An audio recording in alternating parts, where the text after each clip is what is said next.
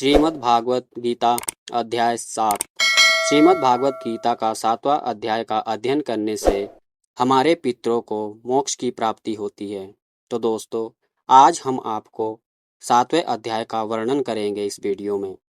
दोस्तों, आशा करते हैं आपसे कि आप इस वीडियो को एंड तक देखें ताकि आपके पूर्वजों का उद्धार हो। 7वें अध्याय की महिमा स्वयं भगवान शिव ने माता पार्वती को सुनाई है। आप भी इस अध्याय का श्रद्धापूर्वक श्रवण करें, जिससे आपके पूर्वजों को मुक्ति प्राप्त हो। श्री भगवान बोले, हे पितापुत्र, अब सुनो कि तुम किस तरह मेरी भावना से पूर्ण होकर और मन को मुझ में आसक्त करके योगाभ्यास करते हुए मुझे पूर्णतया संशय रहित जान सकते हो।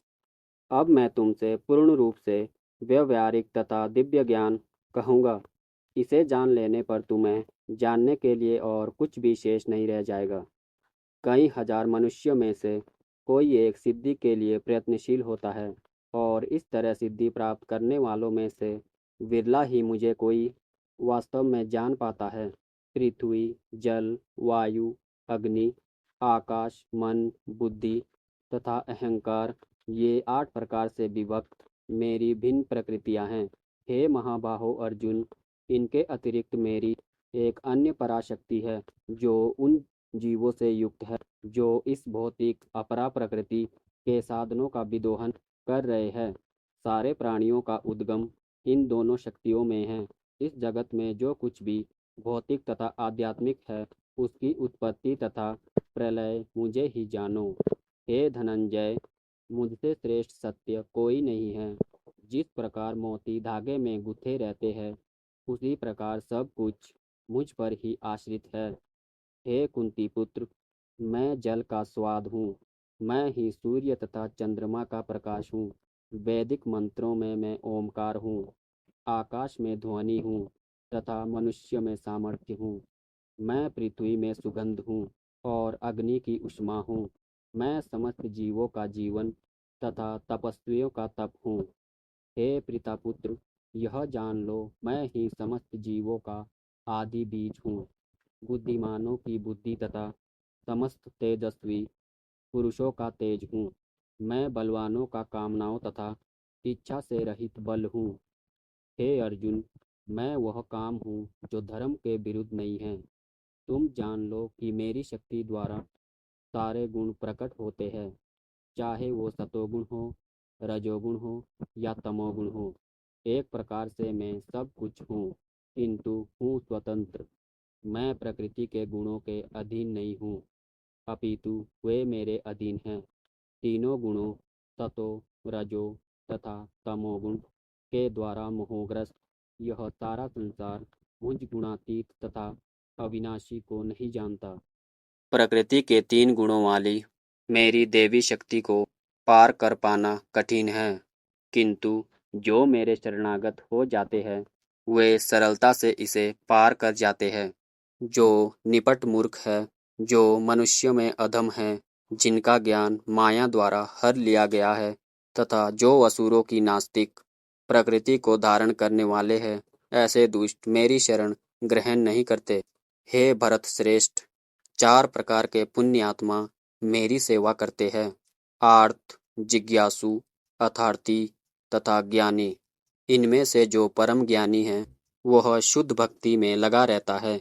वह सर्वश्रेष्ठ है, क्योंकि मैं उसे अत्यधिक प्रिय हूँ और वो मुझे प्रिय है।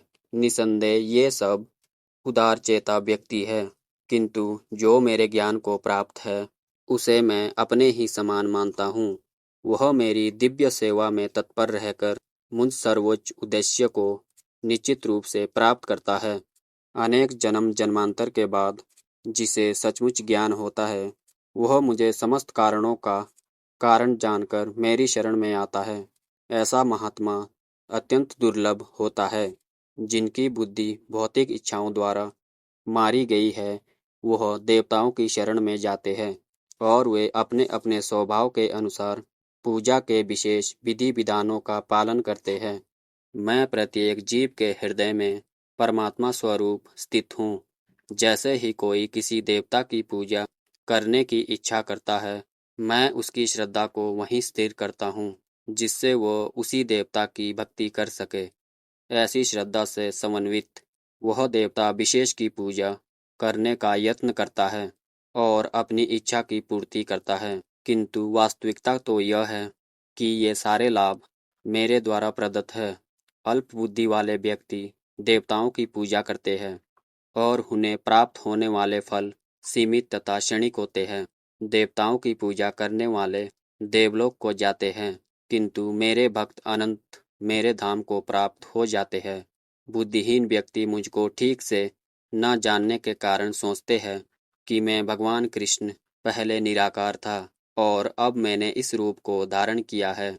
वे अपने अल्प ज्ञान के कारण मेरी अविनाशी तथा सर्वोच्च प्रकृति को नहीं जान पाते। मैं मूर्खों तथा अल्प योगियों के लिए कभी भी प्रकट नहीं होता। उनके लिए तो मैं अपनी अंतरंगा शक्ति द्वारा आच्छादित रहता हूँ।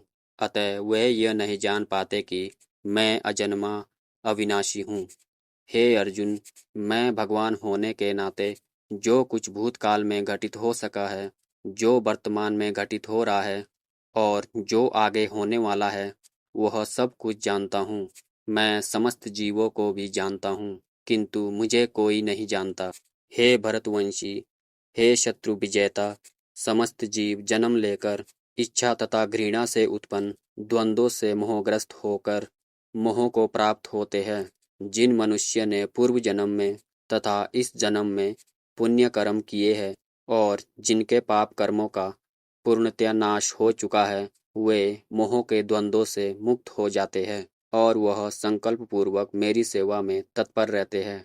जो जरा तथा मृत्यु से मुक्ति पाने के लिए यत्नशील रहते हैं, वे बुद्धिमान व्यक्ति मेरी भक्ति की शरण ग्रहण करते हैं। वे वास्तव में ब्रह्म हैं, क्योंकि वे दिव्य कर्मों के विषय में पूरी तरह से जानते हैं। जो मुझ परमेश्वर को पूर्ण चेतना में रहकर मुझे जगता है, देवताओं का तथा समस्त यज्ञ विधियों का नियम जानते हैं, वे अपनी मृत्यु के समय भी मुझ भगवान को समझ तथा जान सकते हैं। तो दोस्तों, यहाँ पर 7वां अध्याय समाप्त होता है। आशा करता हूँ भगवान श्री कृष्ण के चरणों में मैं आपके लिए प्रार्थना करता हूँ कि आपके पूर्वजों का उद्धार हो और अपने श्री चरणों में स्थान दे। वीडियो को देखने के लिए धन्यवाद।